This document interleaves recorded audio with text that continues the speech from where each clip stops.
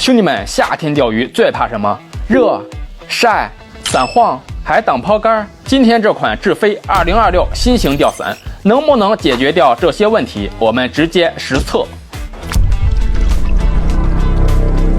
本期就把这个钓伞给兄弟们安排上，你们要认真看，仔细点评就行。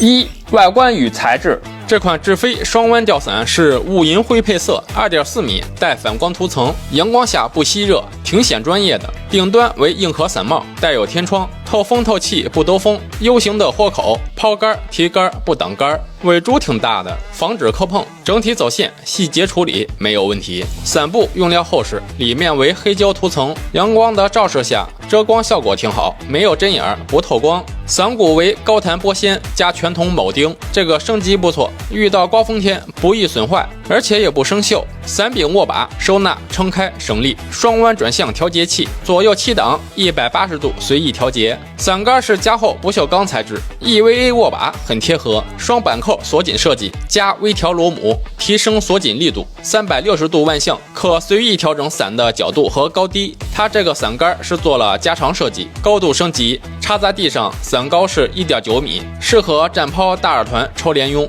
或者站着遛鱼都不成问题。